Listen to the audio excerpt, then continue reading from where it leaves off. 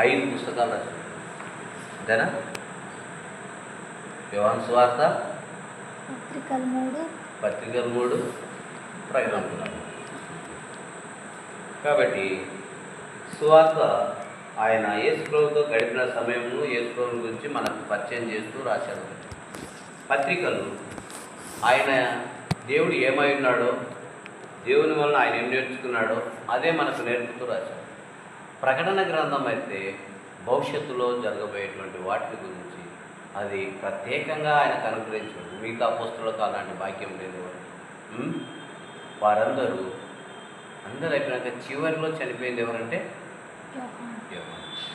సరే, ఏదేమైనప్పటికీ ఇక్కడ యోహాను చెప్పేటువంటి మాటలలో ఏముందంటే, జీవవాక్యమును కూర్చున్నది ఆది నుండి ఏది ఉండెనో, మేమేది వింటిమో, కన్నులార ఏది చూచితిమో, ఏది నిదానించి కనుగొంటిమో, మా చేతులు దేన్ని తాకి చూచెనో అది మీకు తెలియజేయుచున్నాము.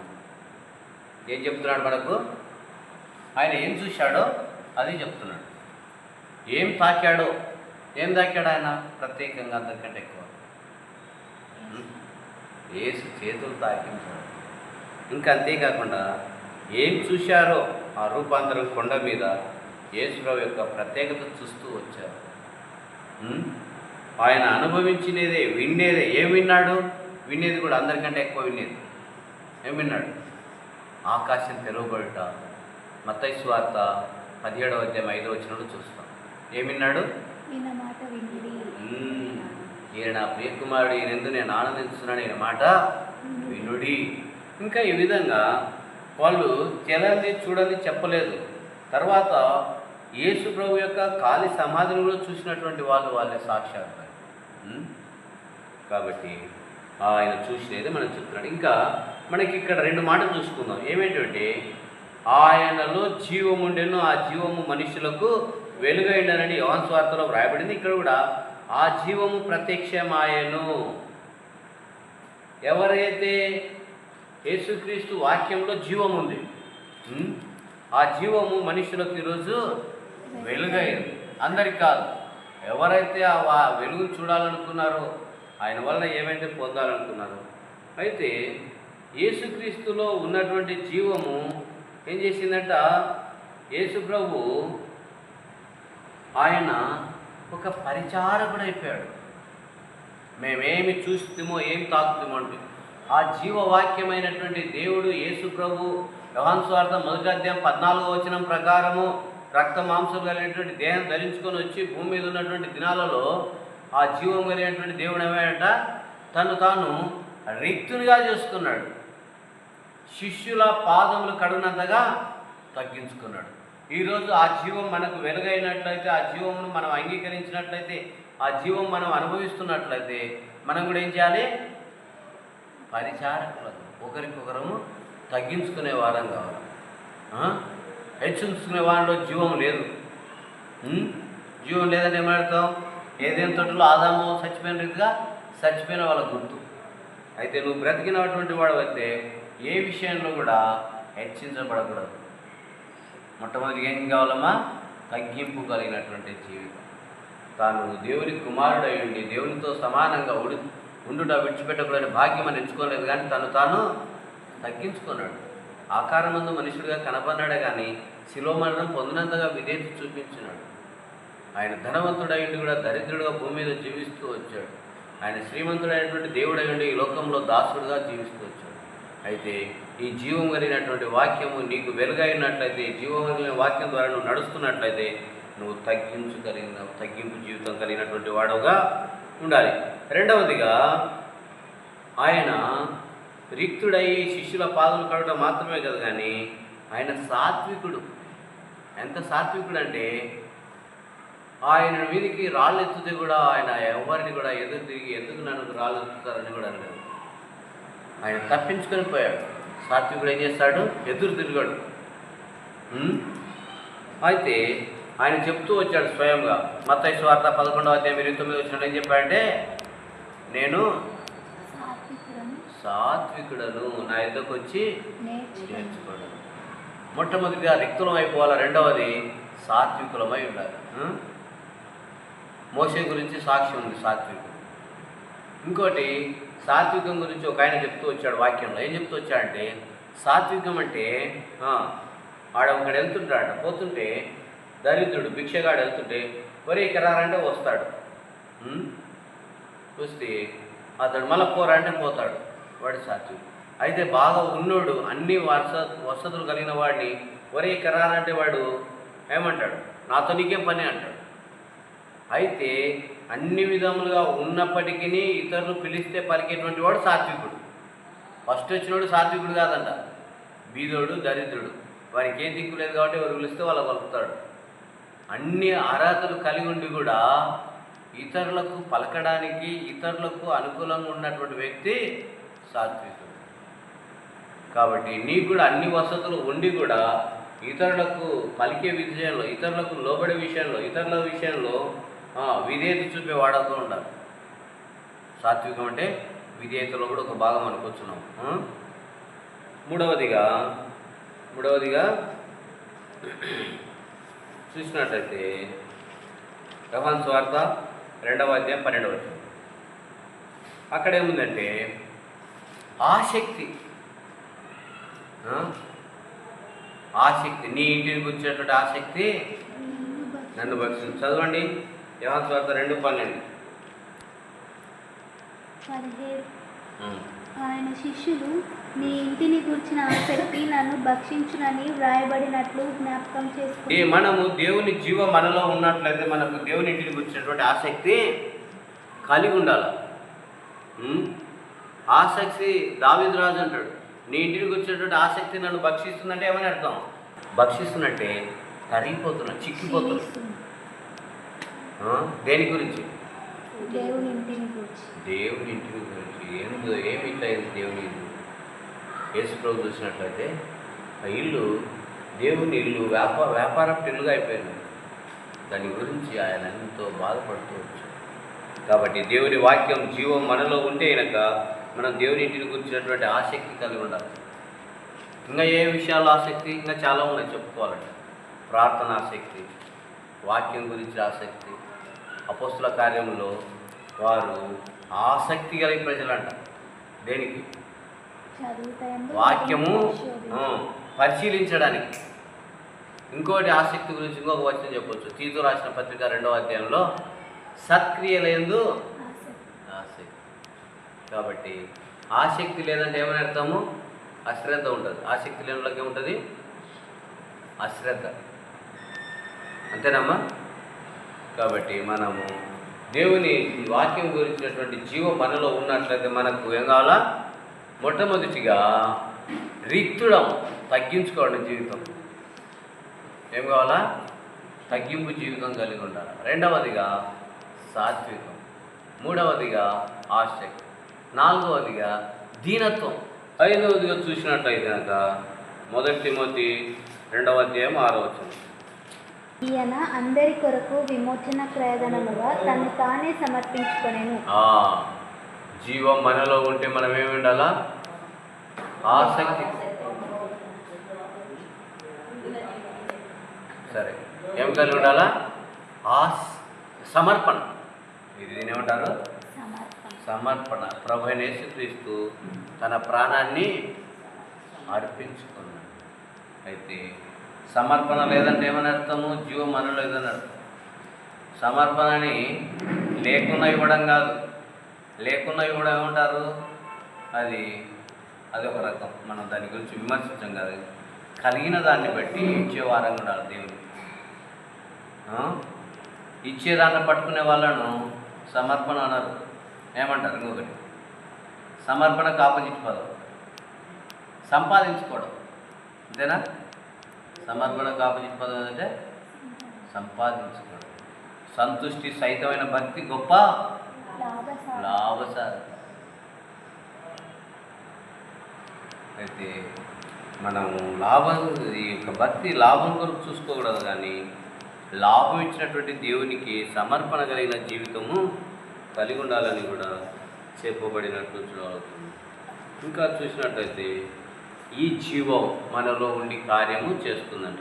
రెండవదిగా చూసినట్లయితే మాతో కూడా మీకు సహవాసం ఏంటంట? సహవాసం.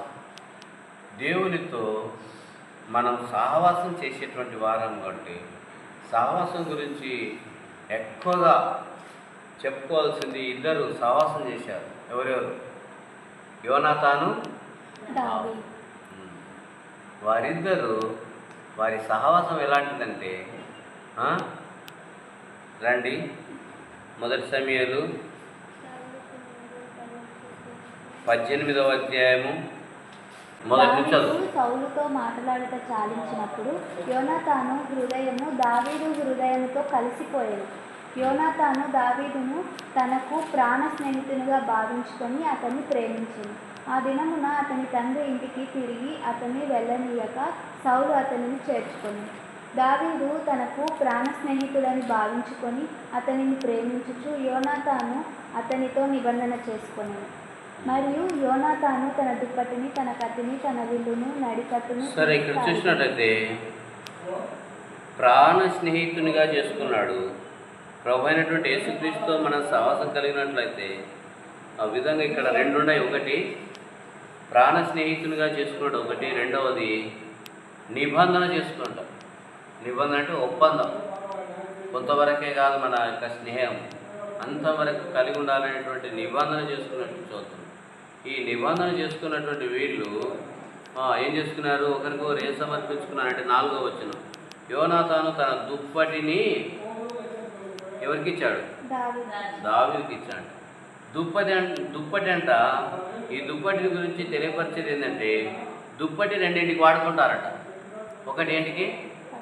ఎవరినైనా గణపరచడానికి అక్కరకు వస్తుంది.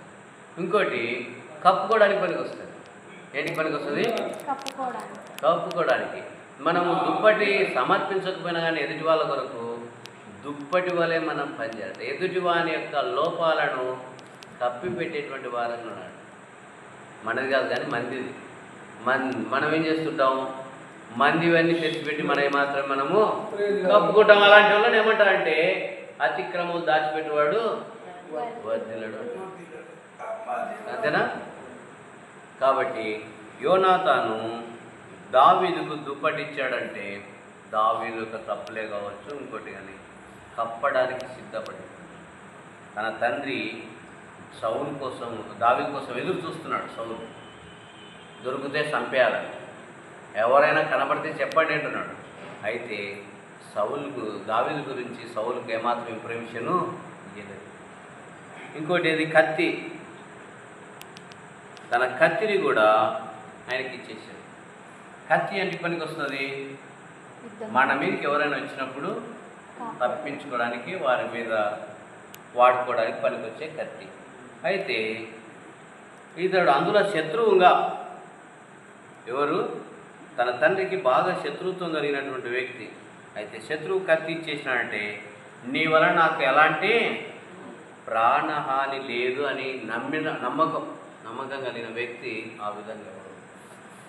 సహవాసం కలిగిన వారు ఒకరికొకరు సహవాసం చేస్తున్నారంటే ఆ విధంగా ఉంటారు. కొంతమంది ఏం చేసేస్తారు?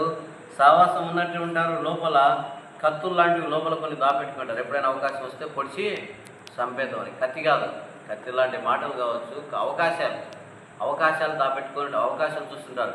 వీడు ఏమైనా నన్ను ఏమైనా విడిచిపెట్టిపోతే నా తావ నేను చూసుకోవచ్చు. అయితే వాడెక్కడ విడిచిపెట్టిపోతాడు? వాడు నేను ఇద్దరం కలిసి ఉన్నాం, ప్రాణ స్నేహితులు అనుకోవాలి. అత్తుకొని వాళ్ళు ఇంకా అలాంటి వేరే అవకాశాలు ఉండదు. చస్తే ఇద్దరం చేస్తాం, బతుకుతే ఇద్దరం. ఇది సహవాసం. సహవాసం వేరంట, స్నేహం వేరంట. స్నేహం ఎలాంటిది? లోకంలో ఇంకా కొంతమంది స్నేహితులు ఉంటారు. ఈ తప్పిపోయిన కుమారునికి స్నేహితులు ఉన్నారు. ఎలాంటి స్నేహితులు? అది కథ. కరెక్ట్ ఆన్సర్ చెప్పు. కలిగి ఉన్నప్పుడే స్నేహితులు, ఉన్నది పోయిన తర్వాత ఏ స్నేహితుడు ఉన్నాడు? స్నేహితులు కూడా ఏమవుతారు? మెల్లగా శత్రువులు అవుతారు. ఇక్కడ మనం చెప్పుకునేది ఏంటంటే సహవాసం చేసినట్లయితే దుప్పటి, అంతకంటే ముందు ఏం చెప్పుకున్నాము?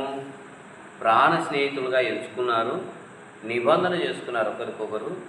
దుప్పటి ఇచ్చేశాడు, కత్తిని ఇచ్చేశాడు, విల్లుని ఇచ్చేశాడు, నడికట్టును కూడా ఇచ్చేశాడు. నడికట్టు దేని గురించి చెప్తున్నానంటే తనకున్నటువంటి అర్హతలు అన్నీ, వరం, తలంతు, టాలెంట్,